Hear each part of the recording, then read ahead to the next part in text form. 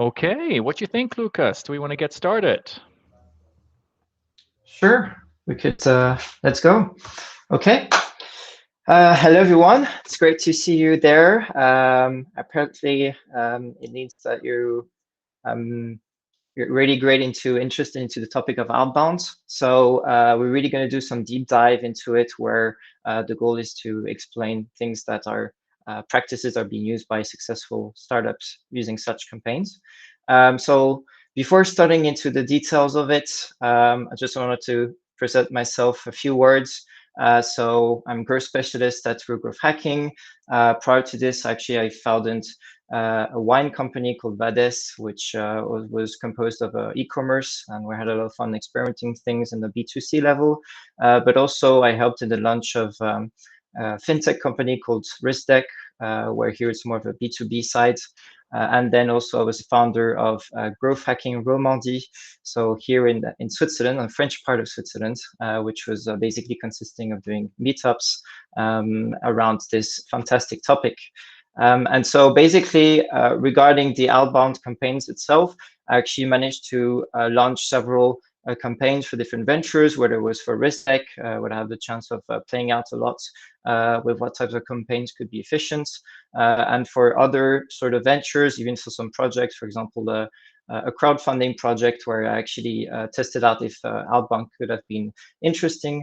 And then a few words about just about how much I love trying out a lot of tools, which we're going to see a bit later on while exploring just a couple of tools related to outbound, and a big fan of wine, as you might have probably guessed. So about the agenda, so basically what I'm going to propose you is that we do a first part where the goal is to really go through one of the most common questions, things that to show you where how to decode a successful outbound campaign. So it's going to be more the first half of that webinar with step-by-step, getting more into details where what is outbound, getting to understand how to find your ICP, your ideal customer profile, evaluating the online sources, and then enriching a database in order to properly set up your outbound campaigns.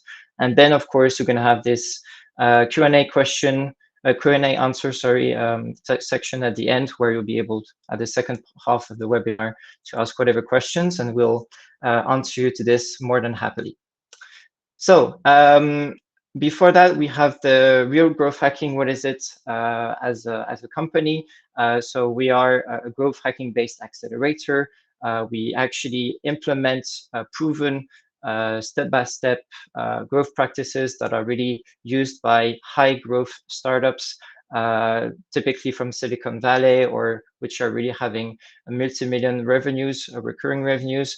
And we are having a couple of programs which are available depending on the stage of the venture, of your venture, whether it is a growth where you're starting to scale, or if you're still trying to validate your product market fit, or even if you really want to switch from a sales-led go-to-market to being a product-led company. So let's go and deep dive in. A quick introduction about outbound, because actually it would be interesting to get a step back and understand what is outbound. And because I had a couple of questions from people saying, okay, so what is it really different from email marketing? Because I could send out some outbound emails through newsletters, tools like MailChimp. And the big difference here is that, first of all, inbound is mostly where you have leads that actually gave their consent so that you could actually start nurturing them, for example, and which is not really the case about outbound, because here you're gonna look out for online for some people who might be potential leads, and then you're gonna really just cold email them. And so this is one of the main differences, that why you have dedicated tools to send your outbound campaigns from, and not necessarily send these campaigns from email marketing tools. And so what are the different ways of doing outbound? The first one is, of course, manual. So you typically have the sales representative at the beginning, maybe still, have his pseudo CRM on Excel file, and then where they just do a back and forth directly with emails. Then you would have some tools where you could quickly more enrich some about there's some potential leads you might found. So that would be a bit more quicker to reach out to people. But there's a more interesting process that we're going to show you, which is how to identify and reach out at scale. And this is going to start with the first step of target identification. The first thing is to, of course, identify what are the criteria that define your ideal target client. You have different things. You could go from industry, if it's something related to medical or to finance or to real estate, then the sector, if it's something, the people you're targeting are actually selling our software as a service or selling hardware, B2C, B2C, B2B, and so forth. And the goal here, and that makes a big difference, is that you really should focus, first of all, on the accounts, because at the end of the day, that's to whom you will sell your product or your service, and not starting searching with leads. Because then again, we're going to see later on, you will have different leads within that account that would actually be viable to reach out to. And depending on, if that lead has enough buying power, would actually, finish the negotiation with you in order to buy your product or your service. And so once you have identified this, you would go to the second step, which is trying to find online sources where you could find your ICPs. And so there are different things that you need to take into account. The first one is that, of course, these online sources contain necessary information that is not just about having a list of 10 accounts. It's nice if you have, go out to this platform where you have, hundreds, if not thousands of accounts you could scrape at a go. And of course, it will be easy to target your proper ICPs by why not having these platforms suggesting some filters so you can really have the sort of companies you want to target for. And this is one of the dimensions, which is very important. The other one is about, is this online source structuring enough the data? So we're going to have a look just after that, so that it'll be easy for the scraping bot to extract the data from. And so I'm going to give you a couple of examples. One of the most famous places where you could scrape some ICPs is, of course, LinkedIn Sales Navigator. Because you have, of course, here on the left, all the filters you could put on by geography, by the company headcounts, and so forth. And of course, LinkedIn will basically bring you up this list, bring you up the results, sorry, as a list. So it'd be very easy for the scraping bots to find a pattern to scrape in order to provide you an Excel, a proper clean Excel sheet from where you'll be able to enrich your data and so forth. And so this is one of the examples that I want to show you. So I just came up with this website, which is France FinTech. Basically here, it just depicts all their members, and they show all the members. So you see that it's something that's quite targeted, because we have more or less the sector and the industry, because it's tech and finance, and the location, which is France. So it'll be quite easy for you to scrape it out. As you can see here, the data is quite structured, because it's all, as you can see, well, on the same path. And then when you, for example, click on one of them, then it's always the same kind of structure again by profile, where you can extract the relative information you can and that you want to also. So here you would have the website from whom you'll be able to find out even more interesting data, such as the leads, for example. So here's a little thing where, of course, not all the online sources are presenting data that easily. So it demands a bit of like workarounds and trying to find some hacks and tools and things like that. And this is one of the examples I wanted to show you to just show you how much it could be a bit more of a brainer, but still there are some things, workarounds that you can do to have a proper extended database of accounts. So here you have this website, Imonet, where basically they don't have an explanatory place like France FinTech, where you can find their members. So here it would be actually the commercial agents to whom you would be selling your software. So that's actually coming from a current client of ours we have at RGH. And so basically what you can find by clicking on one of these projects, if I click on one of them, is that, for some reason doesn't want to, okay, is that you can, go out to the vendor details, and then you would find actually the profile of that company here. So actually, the thing is, what you can do is, because we could recognize that they have a structured way of presenting still the providers, then we say, okay, I actually recognize this here from the URL path that is always started with the same way. It's just that here the identification of the provider changes. And one workaround that I can show you right now is that instead of scraping directly from that platform, that online source, then you could use another very handy tool which you use every day, which is Google. So if I go to Google and I type this thing, which is site 2 points, and then I put the first path of this URL, which I've just shown you, which is here, then actually Google will recognize all the URLs which starts by this path, by this website, this URL path, sorry, and then will list you all what it can find publicly, which is listed online here as a list. So just for you to understand how much of a golden mine internet could be, from where you can scrape from, and that there are a lot of things that you can put around in order to have easily very targeted accounts you can scrape from. If you have some sort of questions or you didn't understand, I can still explain you quickly if it's something that's not very clear. Okay, so let's come back to our presentation.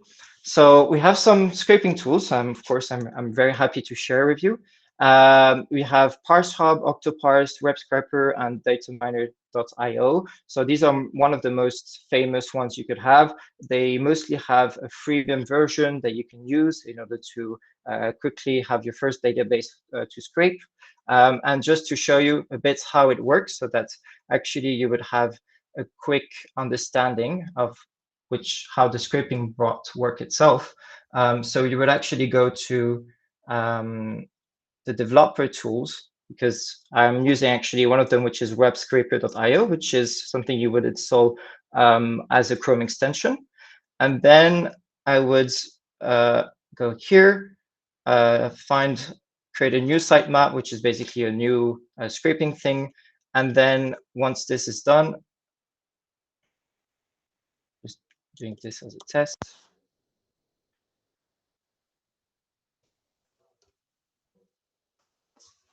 Then for you to understand how the bot works, you would go for an element, and then here you would select different elements of a lookalike, which is why it's important to have a structured data. And then the bot itself will recognize all the structured data in order to extract the things from. So once this is done, you would actually, so Dataminer has another interface, which is something more on the side. So it's not directly included like a developer tool from Chrome. So it really depends on what you have. But then again, the result is always the same. And then you would find out, an exact sort of data has been extracted from Excel here as an example, depending on what you wanted to extract in terms of, websites and so forth. So you have your first Excel sheet. The goal now is to enrich your database. What you want to do now, of course, is, okay, I know that the accounts are very valuable for me to reach out to. Now I need to find out the people inside that company that I need to reach out to. And this is where, of course, it's very important to figure out. So that's something you need to do on your side, of course, as a workaround, as a working thing. And so you need to find out what is the correct role, the management level, if it's something that doesn't need to be so high up as C-level, but a bit lower, how long that person has been in the role, because typically if someone recently arrived as just got a new role, then it would be more, that person would be more sensitive in, putting itself some sort of structure, or like her or his proper tools. So that would be actually the right time to reach out to that person. And of course, understanding his or her needs, especially when you're going to set up the messaging, so the emails or the LinkedIn messages that you're going to perfect in order to reach out to these proper leads.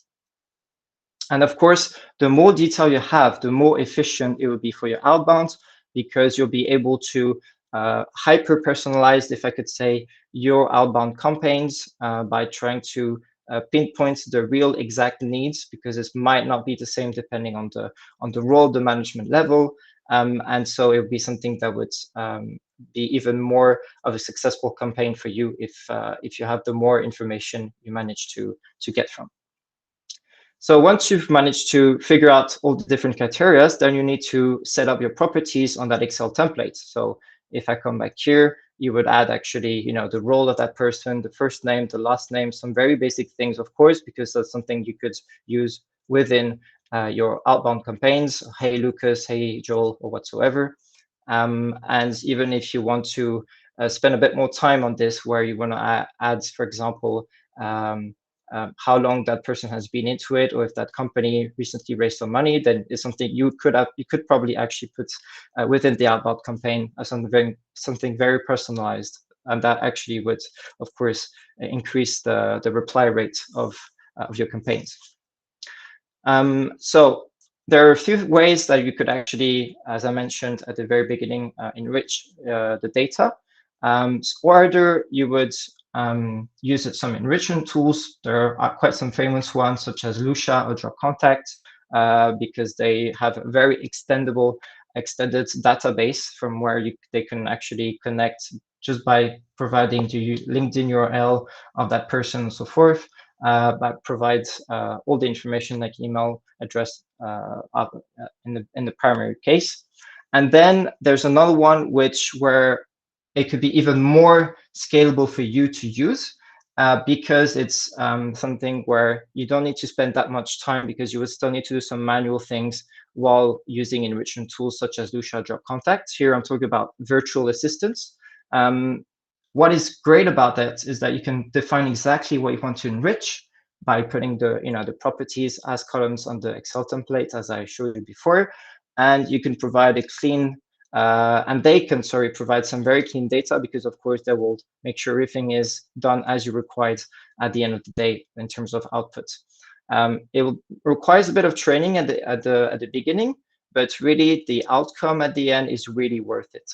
And that's why these guys, like I've written, they're absolute pros in this, and they have all the tools. So they're actually themselves using Lucia, Drop Contact, or whatsoever they're using. So you don't need actually to scratch your head a lot about that. Plus, they're actually quite cheap. So typically, if you go to Upwork, you can find a lot of profiles that actually would respond as virtual assistants for your lead generation enrichment initiatives. And this is something really that could save you a lot of time and resources. Okay, Alexander, great to see that. So we have another testimonial of that. So in terms of once you have once the virtual assistant actually came back to you with the enriched Excel file, then you will still need, as a big recommendation, to validate the emails that they found out. Why? Because there's still a bit of human error. There's still a bit that the fact that they use the tools like Lucia, Drop Contact are not the most sometimes updated databases in the world. Then in order for you to reduce your bouncing rate, and in order then by default to improve your reputation of your domain name, because that's what is super important when you want to send out some email outbound campaigns, is not to have your emails finish in spam, and that's linked to the reputation of your domain name. Then you would still needs to go out for some tools like email list validation, bounce list, and do a final verification yourself. So once all of this is being verified, then a very important step in order to upload, before uploading, your contact list on your outbound tool, it's you need to make sure that you dedupe your list again against your CRM's database. And that is very important because you need at some point, like Joel says every time, I like this phrase, which is you need to have your one single source of truth, which is one place where you have the database where people will always in your team refer to see if it's not something, if you don't have duplicated accounts already from the ones you scratched in comparison to the ones already put in the CRMs and so forth. So once you manage to dedupe, see which accounts are really the ones you need to reach out to, and you have your finalized contact list, then now it's the time to go for the outbound campaign. And so here it's a question of choosing the right tool. There's a ton existing. Here are for me the four most important ones, and they have their own specificities, which are just you can find just below for each of the tools. But yet the principle is the same for all of them, where you'll be able to upload the contact list and schedule some hours to when you want to send out these email campaigns. It's not has to be 24/7, of course, but just at some precise moments, point of time during the day. For the CEO, if he opens his emails at 7 a.m., that might be actually a scheduling hour to put forward and things like that. And so here, Jeremy, what is his? Oh, probably Joel will. Quick question from Jeremy. Maybe it's worth taking a second and answer that. Like Jeremy's asking, which one of the tools is the best if you have one personal sales department? What would be the tool you suggest choosing for dealing with your outbound sequencing? Sure. I would actually go for Lemlist, which is this one. The reason being because it's actually taking care of everything from the beginning to the end. So it even has a task feature where when people reply, you could reply directly through Lemlist. So you don't need to actually do some back and forth within your proper inbox. And then it also has integrations, because SalesRocks could be very how do you say that? Useful, handful, but it doesn't have some integrations. Alex is also suggesting some other tools, which I agree. But yeah, Lemlist is very extendable and actually answers a lot of things in terms of from the beginning until the very end. So when somebody replies and is considered a qualified lead, then there's this integration typically to your CRM like HubSpot, and it will directly send that lead to your CRM. So that would be one of the tool I would go for. Okay, cool. Then again, of course, like Jerry just showed, there's a lot that really depends on your setup, on your configuration, on if you have a huge sales department or not. Maybe if you have 20 guys in a sales department, you would go something more for plenty, because it would be more on the some people in the sales will be taking care of only some parts, steps of the outbound campaigns and things like that, and that's where plenty would be more useful in that sense. I'm just going to also add another point, which is you have some of these tools, typically Lemlist or Reply, that not just because we talk about outbounds as I've been referring a lot to emails, but it's true that now you have some very cool tools like the two I just mentioned, where you can also do some multi-channel outbound campaigns. So it means that you use different types of touching points in order to reach out to your leads. So it's not just about email. There's also LinkedIn. There's putting, a call to schedule out to do some cold phoning that you could put inside the campaign. So you could really go quite far, which is, of course, going to increase much more the efficiency of your campaigns. So this is something that you can set up, which is really cool because you have a lot of scenarios you could put into place into your outbound campaign. So this is something that's taken from Sales Rocks, where of course here you have email and LinkedIn, as you can see. So the multi-channel part I just mentioned, and depending on the activity of your contact, then of course you would respond or follow up in a different way. And that's really great about it. And that's what I'm talking about, hyper personalization also, because it needs a bit of setup at the beginning, some time to dedicate. But once all of this is put into place, then you have so much more returns because there's really a better response in order to the specific scenario to which the contact is in right now. So depending if the contact opened your first mail, then you would do something else. If it already clicked or booked, of course, the situation would be different. So a few best practices about setting up your messaging for your emails.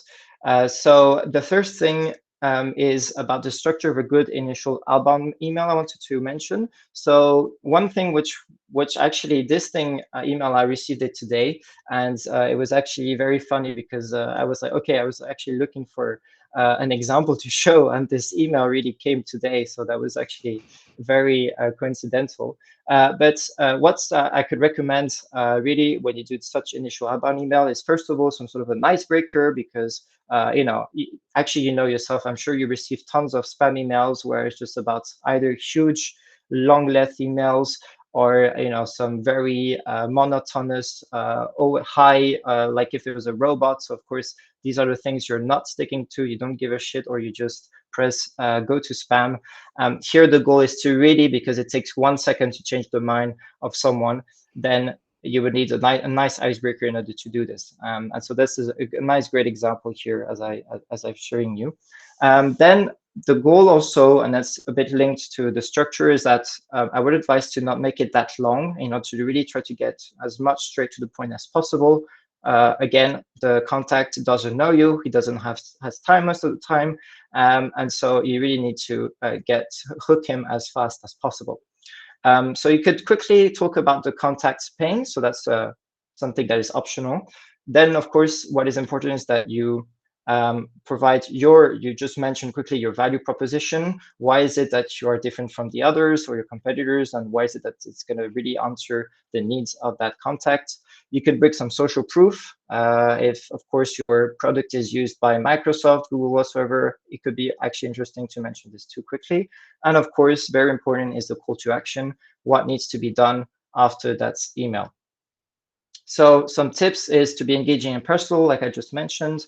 Don't use spam terms, because actually the servers from the biggest inbox providers, so Outlook, Gmail, and so forth, they are actually monitoring a lot of things and interactions as us as someone sending an email. So if you put some spammy terms such as I want to sell, or win a lot of money, or something like that, then actually it could, how do you say that, attenuate, or it could actually be something very bad for your reputation again of your domain name. So Lucas, yes. we have one question from Jeremy, which is quite interesting. And Jeremy is asking, like, when using text, picture, or video, are email attachments advisable? I remember from my time at Beekeeper and running various outbound campaigns that sometimes we even like implemented GIFs into an email to show more emotions, which worked really, really, really well. However, I'm not up to date on how servers react today with including such attachments. What is your recommendation on that? So I would agree on that sense that it actually can make a difference, and it tends most of the time to make a difference because there again you're putting even more of a personal touch. You're showing your face in the picture, the video, or there's the hyper personalized feature of Lemlist or Sales Work where you can add the logo by default in that picture because it recognizes the domain name, and so it's going to put the logo of that of that company within that picture. So of course, this is something that's going to be even better for you, so that people feel much more implicated when they receive the EMEA and they discover this. It just goes out of their face like, oh, actually, I see my logo. What's going on? So it's still not widely used, actually, also, which makes it still interesting because, of course, people are still not completely used to these personalized media, so picture, video, and so forth. So I would tend to recommend in using this. Cool. All right, so last step, and then we're done, which is analyzing your campaigns. Of course, this is super important because from there on, you'll be able to perfect your following outbound campaigns, depending on if it's you didn't have a lot of opening rates, that there's something you need to do with the subject line, for example, or with the icebreaker. And then, of course, if it's something that goes out wrongly in terms of reply rates, then you would probably need to perfect your call to action or how you present yourself. There are some benchmarks to which you could refer to. And actually, this plus a list of tools and some other things will be part is I've included in a resource list, which I'm going to share to you at the very end of this webinar. So stay tuned. And then a few things about what could be A/B tested. Like I said, it's not just about the message or the email or the LinkedIn message itself. It's also about the workflow. Maybe if you send out 5 follow-up emails, the person might be just too much, and so he would probably spam you. So something a bit lighter. It would be the time frame between each of the messages you would send, and so forth and so forth. So there's a lot of things you can try out, and of course, it will differ. The results will differ from one company to another. So there we go. That's really in a nutshell. We've been around to what we consider to be a great outbound machine, where you have 6 important steps to follow. And then following that, you'll be able to, at minimum, be able to get some nice returns from your outbound campaigns. So that's done for the first part. What's going to come up now is the second part, which is, of course, the Q&A. So we're going to have quite some time in order for myself and people at RGH to answer your questions. So I just wanted to start with a couple of questions that was asked in advance. So I'm just going to make priority on them. And then, of course, I will answer the questions that we published that will be shared on the chat of this webinar. So the first question is, let's say we send 1,000 emails per week. How do you keep the company quality at a high level? So this I would refer actually to the data enrichment regarding the virtual assistant. And that's where it makes a huge difference, like I just said, because you will be able to delegate a lot and while being able to control the quality. Because you will be able to train these virtual assistants, be able to give precise directions and instructions for them, to provide every time something of quality. Then I have the second question, which is any experiences of combining direct mailing, offline, and cold calling? That's also, of course, very interesting question. And of course, it's something not to be forgotten, which I've just said before about the multi-channel campaigns. So it's really important, even myself for the wine business, I didn't use email. I actually did some sort of a process where I sent an email and then I actually called back just after 2 days later saying, hey, did you check out my email? Because that would be a nice leverage for you to start a discussion. So definitely cold calling for me is not dead, and it can still be very present in your outbound campaigns.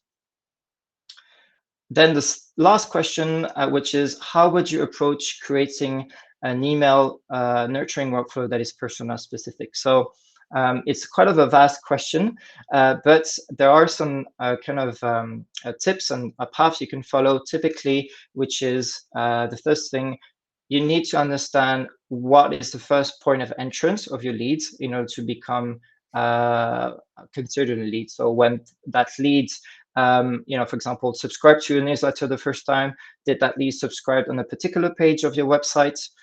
Is it throughout a lead magnet, a white paper? Because there you will be able to already put a tag and put something in terms of where is your lead considered, for example, in your life cycle stage, while doing some selling, putting that lead in your sales pipeline. And so that is one of the paths you could follow up in order to do some effective email nurturing workflow. So that's about the questions. Yep, Joel. Yeah, thank you very much, Lucas, for this great presentation and description of the process. We already have quite some activity in the chat and people raising their hands with a question. So to all of you, please, if you have a question, click the raise hand button, and then we will go one after the other. And with that, we start with Alexander from WittyWorks. Please, Alexander, can you state your question? Maybe quickly turn on voice and video. That would be amazing. Thank you. Yeah, video. Okay, 1 sec. So, and maybe Lucas, you can unshare your screen so we can see the people. That would be amazing. So hello everyone. Good evening. I have one simple question. Maybe I missed out on it. Maybe in the first slides. How do you do the double opt-in process for all the European people? So in case you get an email or you have a business card and you fill up your database, what do you do for the opt-in? We cannot hear you, Lucas. You're muted. Yeah, sure. Me too. Thanks. So that one of the things I mentioned at the very beginning, which is makes the difference with the outbound. Outbound here, of course, people don't get the consent of the basics, right? And that's where, in a sense, there's still, I wouldn't say it's a gray zone, but it's still a field that you can exploit, because anyway, even if you find the email of someone that has been shown publicly on their websites, then of course, what's going to stop you from reaching out to that person, even if that person didn't give their consent? So there's this really some practices you can still permit yourself. It's just that the way that I would, as a recommendation, you would do your outbound campaigns, it needs to be, of course, at a human scale. So one of the best practices I would give is like, say, don't send 1,000 emails per day using outbound, and then you would try to do something as much personalized as possible by putting the first name or something, like I mentioned, even more personal, and that of course would be seen not really spammy, and it's something that would go along the fact that it's permitted, and that you could still be able to do outbound campaigns on that sort. Yeah, man, just in principle, we did that, and also at the risk of getting penalized, because I think we grew in 4 weeks from 2,000 to 6,500 users just by a form to send in the interest. So that's why permission is given, and they're interested in our product. And but some I get from people scraping sites or sales or getting business cards. So there is no consent per se, but as it's really one-on-one conversation, they're interested in it, yet we had no trouble with it. And so just thinking if there's a solution to, but then I think we're the right path of what you just were saying. So that's good for me to hear. Thanks. Yeah. Maybe Alexander, I can add few inputs here, because I lived through exactly this phase when GDPR came in, right? And at that time I was sending thousands of emails at Beekeeper, scaling a organization towards 100 people. So we were directly affected by GDPR and when it came, right? And I cannot tell you what's the solution. I also cannot tell you legal advice. I can tell you what happened and what's best practices, right? Yeah. And definitely as GDPR came, that was a big thing. All companies stopped doing cold outreach, as within or in line of GDPR, you need to have a so-called legitimate interest, how they stated, to reach out to a person, right? And this is definitely not giving in a cold outreach email. So everyone stopped, and then slowly everyone started again. This is what happened in reality. What changed? Well, before we sent up to 9 follow-up emails, being very pushy, cold calling them, having mixed sequences. Now things are way more soft, right? People become more smart. You send maybe up to 3 emails. You're way more cautious. You try to state it with a legitimate interest. You try to scrape a source, maybe an event list. You say, hey, you just have read about X and Y and their company, and this is how you get the hook. Is it completely legal? No. Is any company in this world GDPR compliant? Definitely not. You cannot even achieve it the way it is stated currently, right? So this is just the best practice. You are always in thin water, but that's basically the risk you take when you try to do cold outbound, and still today most companies are actually doing it. The only thing I've heard is a handful of people sitting at home waiting for newsletters coming in that they haven't applied for, then going to their lawyer trying to sue people. But I think there's some crazy, I don't know, bored out of their minds. But apart from that, and that's very rare species, it's exactly as you said. So, okay, cool, thanks. Cool. Next up, I see Stefano.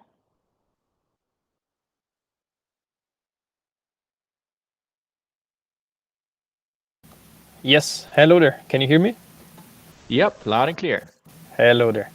Yeah, I have a question about cold calling. So we're also trying to integrate that into our sequences, but we deal a lot with foreign markets as well. So now at the moment, what we use for calling is an integration with HubSpot, which we also use as a CRM. And that kind of covers the costs involved in the calling. So basically within the license that you have, that also covers the call cost. But when it comes to engaging with foreign market, we have a distinct feeling that going with this solution, which basically means that your own phone number is displayed as a caller. So you have your prefix of your own country. Now we have this feeling that abroad, when they see a foreign prefix, a lot of leads are rather tempted to just not answer. And that's also what I would do personally.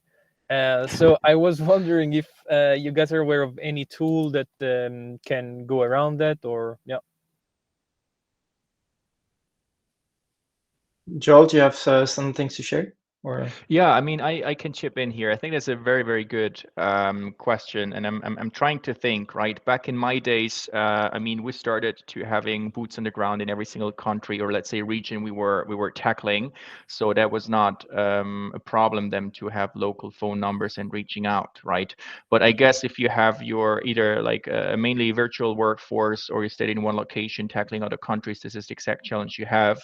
The only thing that comes to my mind is there are a couple of services, like one of the most famous is definitely Skype, that also offers having certain phone numbers in certain countries, but this is of course not on a global level. I know there are a couple other tools that also allow you to do this. I would have to do some research, so I can name you a few.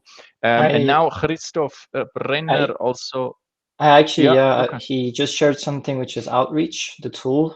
Myself, I have one which is aircall.io, where here you'll be able to create phone numbers from more than 100 countries. So that is something where actually it gets integrated. It's got nice integrations. I think it actually has an integration with HubSpot. So that's something to check it out. And then there's some other people saying that you could do VoIP, but I don't know in terms of integration how it works. People from the chat.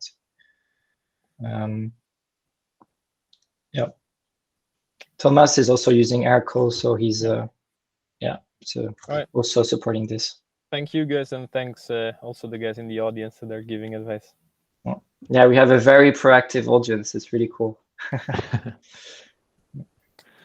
Cool. Next up is Lars.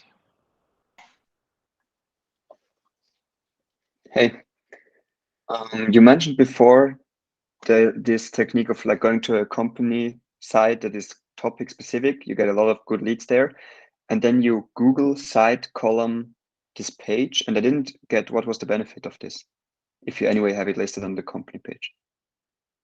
Here the thing was just because the online source itself, the platform, which was the Immo-Welt, where you'll be able to check out the different real estate projects. Some of them they propose directly just a tab where it says it provides a whole list of providers. So all the real estate agents. and these are the people that you want to target if you're selling a software for them typically. And so by actually how do you say that, depicting the fact that when you still have a place where it shows the provider in a structured way, because it's always the same URL path, which started the same way. It's just that the identification number of that provider changed from one provider to another. Then you would just use the first part of the URL and put site 2 points and then the path, the URL. And actually Google will search and list, all the URLs that starts like that. So that then it would, of course, give you a list of all the providers through that way, instead of, because there's not a how do you say that, a single point that you can click on the platform where it gives you a full complete list of the providers at the same time. I don't know if that makes sense. So it's easier to extract the data into an Excel sheet if you have it on Google then? Exactly, because as you could have showed, I could probably reshare my screen again. Give me a second.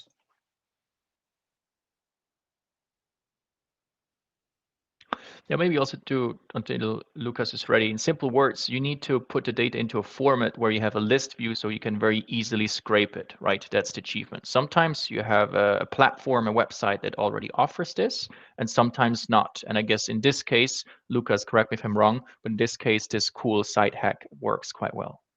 Yeah, exactly. And because in a sense, the scraping bot is like a crawler if you're a bit into SEO, where it just basically you need to provide, it's always going to work in a structured way. So if you don't provide a structured environment, then it won't be able to guess where to extract the data from.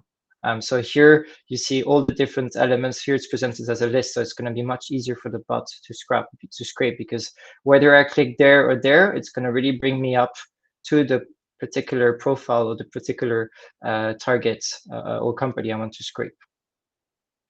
Cool, thanks a lot. Cool, and then we also had a question from John, but it disappeared. John, is your question still relevant or has it already been answered? Sorry, I realized it has already been answered. Thanks a lot. Okay, cool. No worries. Otherwise, I have a question for you, Lucas, and it's going to be a little broad, but today we learned that there are different ways of doing outbound, right? You can either do it manually, meaning you have some sort of a tool where you go on LinkedIn and it tells you the email address, right? So you can do this, but this is a very manual process and we don't recommend to do it because it just takes too much of your own time and it makes it too costly, right? Then there are other tools like Lemlist, etc., and those are actually very, very handy tools on how you can do outbound in a more automated way, but still you have to operate those tools, looking for leads, putting those things together, which depending on the size of your company, that might be a really good thing, right? But if you really want to do outbound at scale, if you want to scale at a company, it is necessary and highly recommended that you first focus on the accounts. So you're not even focusing on leads, you focus on accounts first. You scrape the entire account list in a very automated way with some of the tools that Lucas showed. And then you actually hand this over to a virtual workforce, which you have built maybe over Upwork or another platform, which are trained and will return you a perfect sheet with up to 3 leads per account of the exact persona which you desire, right? So this is a very efficient process on how to do that at scale. Now, the question to you is, at what point do you think would you switch from using one of those tools like Lemlist towards using a tool where you do outbound at scale with this account first and virtual assistant approach? You're muted. Sorry, actually, I was already unmuted.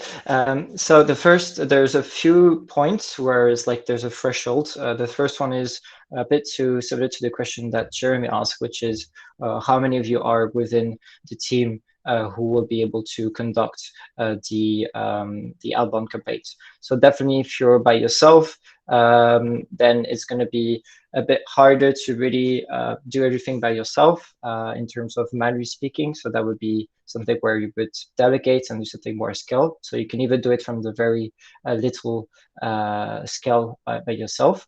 But then it's more important in terms of criteria, which is how many leads you want to reach out to per month. So depending on the targets that you have for the month or the quarter or the year, then you would assess, okay, if I just need to contact to have 100 leads per month, then it's something that could be doable more manually, if I could say. And if it's something where you would need a lot of leads by month, then it's something where you would probably need to delegate. And of course, it's something that goes along exponentially within your activities from where you want to go at scale. And so here you would need something help such as virtual assistants and so forth.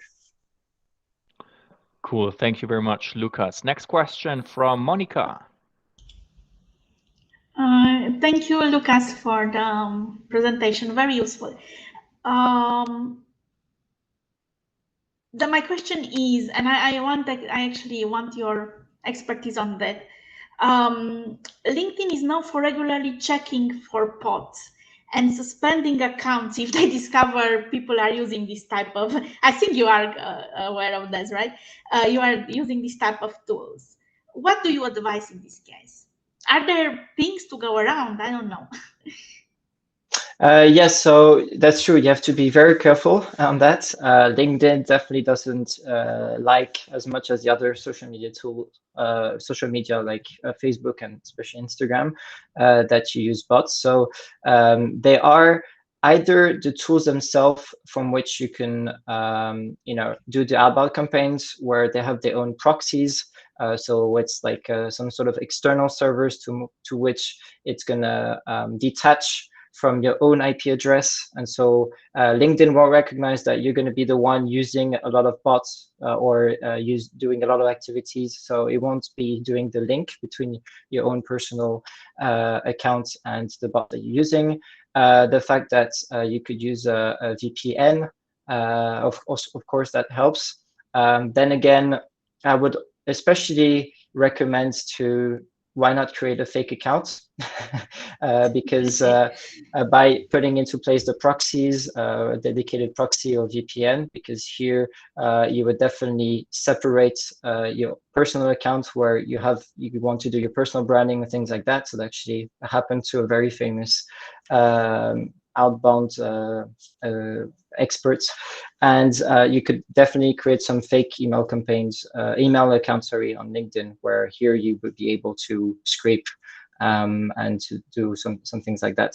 So actually, just to correct myself on that, it would be, if you want to scrape, it's good to do a fake account. If you want to do some outbound campaign as in sending messages, you would still need to limit your outreach. So typically send 30, no more than 30 messages per day or things like that. Do some breaks, not doing 1 month in a row. Start for like 1 week, then stop for like, I don't know, another week, and then restart again. So you have to kind of imitate for the bot some sort of human interactions in that sense. So you still need some tools offer that. I don't have anyone that brings myself in mind, but I'd probably meet Alfred, but that you still need to be very careful about that. And still, whether it is email, LinkedIn, or whatsoever, you still need to be more and more cautious about what you do with bots and things like that. Yeah. Thank you so much. Excellent. Thanks.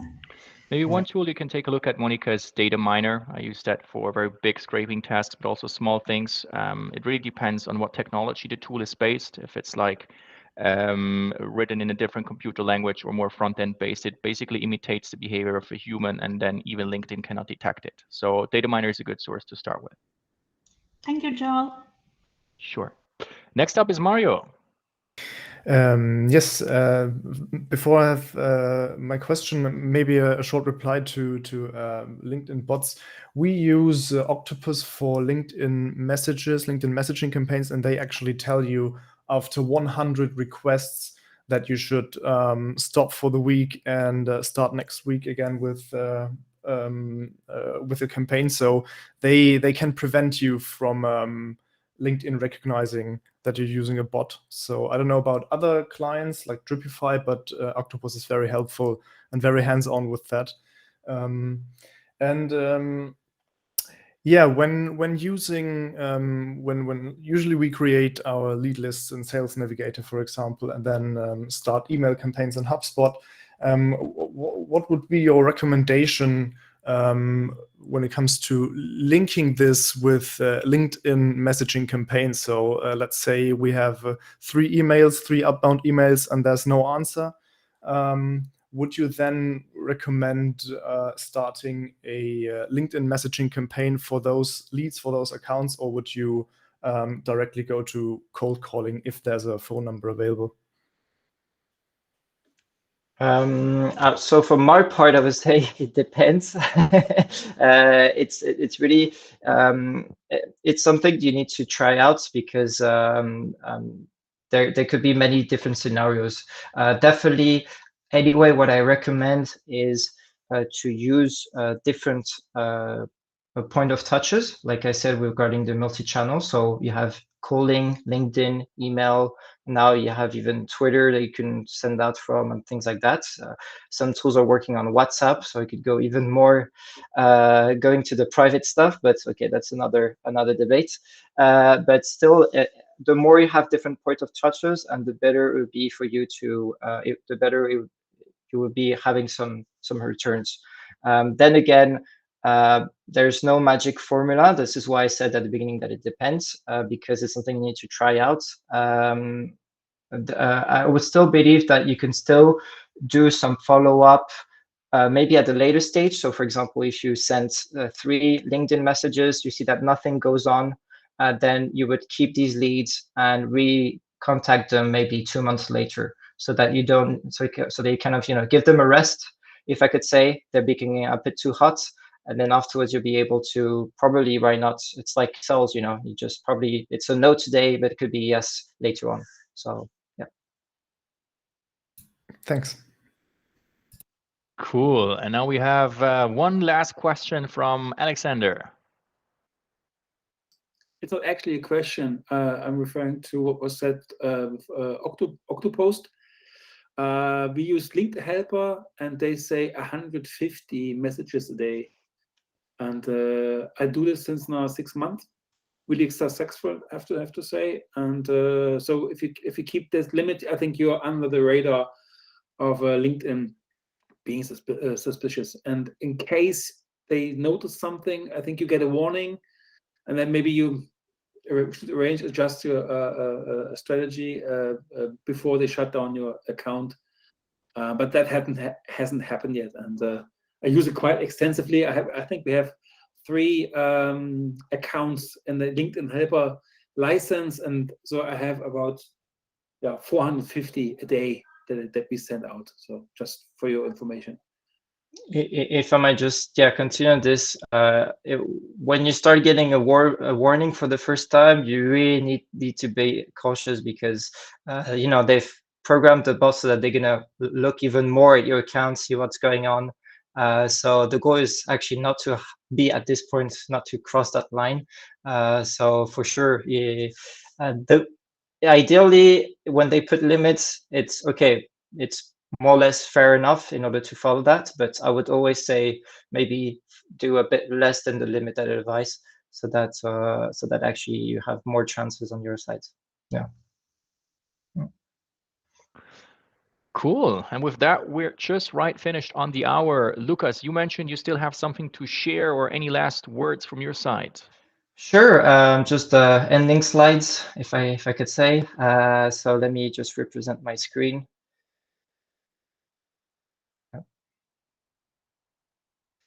Okay, so having gone through all the questions, thanks again. It's been actually very interactive Q&A. So I'm really happy that we managed to answer a lot of questions, and people also being very interactive. What to do further with Outbound? Of course, there's a bit of a little promotion time. But the first thing is we actually developed at RGH an Outbound program. So very solid, where we actually put everything in details in terms of how to the same way that successful startups built very successful outbound campaigns. So if there's something of interest in that regards, feel free to send me an email. We can discuss this further, how you can do that program with us. And the other side, for those who haven't joined the program, the community, sorry, because we have actually some existing members part of the webinar, which is great. Then we have a proper growth-led community open to everyone. We have growth experts, growth enthusiasts, where we're not just talking about outbound, we're talking about everything else, of course, linked to growth. And so you could just click on the link that probably I'm going to share, or Joe will share, so that you'll be able to join and subscribe to that community. Great, thanks, Joel. So that's about it. Wrapping up. Once this webinar has been done, you'll be receiving an email with a link to our resource list, where you have some best practices, some of the tools that you guys have seen, and some other ones. And of course, we hope that you enjoyed your webinar, and feel free to reach out to us at any time. So up to the next time, and thank you very much, guys. Thank you.